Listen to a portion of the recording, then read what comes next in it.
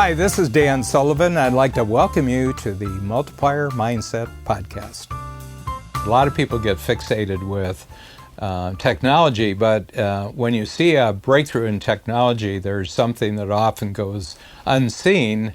And what it is an entrepreneur, a specific entrepreneur, has actually created the opportunity for the new technology to be used in the world. And there's very famous technological cult heroes over the last 30 or 40 years: Bill Gates, Steve Jobs, Larry Ellison, Jeff Bezos at Amazon now, Elon Musk, Page and Berenier, the two partners at Google. So many people who are really, really great entrepreneurs. And the technology never goes anywhere in the world unless there's an entrepreneur who takes a great personal risk, and usually they lay all their chips on the table in a bet that they can bring a new technology into the marketplace, and they're going to create a market, and they're going to create a demand for something that no one even thought about before. So the thing that you have to remember when you hear about technology doing this and technology doing this is people looking at it from the outside who are in the news media, or they're politicians, or they're corporate CEOs. But these are not the people who ever create the opportunity and the demand in the marketplace. It's always individual entrepreneurs. This goes right back to the most important point you have to remember about all progress on the planet over the last 200 years. Greatest period of progress in human history, more progress on the planet in the last 200 years than all the previous centuries and millennia put together. It's unreal how much progress there has been from around 1800 compared to everything that happened before. You name the area of human activity, and all the growth has happened in the last 200 years since around 1800, and that happened to be the period from around the 1700 to 1800 when in certain societies, Western Europe, starting in the Netherlands and then to what is now the UK, Great Britain, and then North America, and then spreading around the world, entrepreneurs for the first time in history were admired and respected on an equal plane with kings and aristocrats and church people, religious people, and everything. This was the great crossover in human affairs, and it wasn't because of any particular technology. It wasn't because of any particular governmental institution or structure.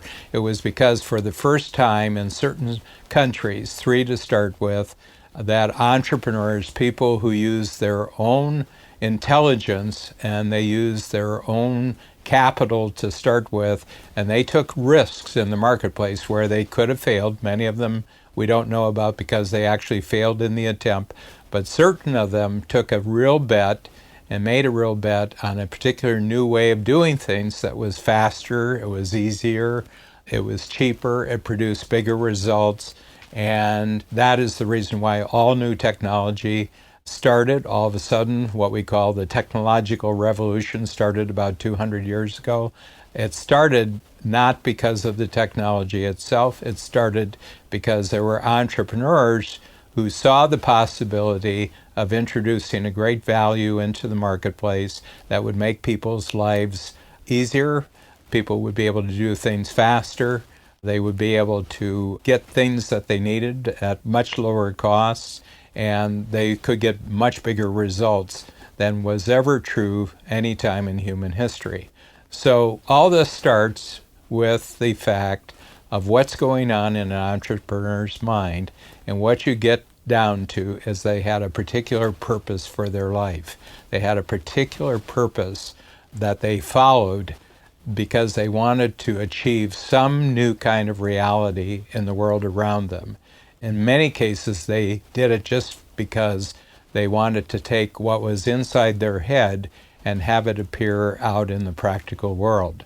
So when you try to explain what's happening in modern society, 21st century society, and you see all the changes and you hear about all these game-changing technologies, remember, none of this is possible, none of it happens unless it's triggered by an entrepreneur who has a particular private purpose, and they have the courage and they have the stick-to-itiveness and the persistence to actually take a bet and actually are willing to lose everything just because they want to take what's inside their brain and make it happen out in the world. So I just want to simplify the news for you right now. I want to simplify all the people who have different opinions about what's going on in the world.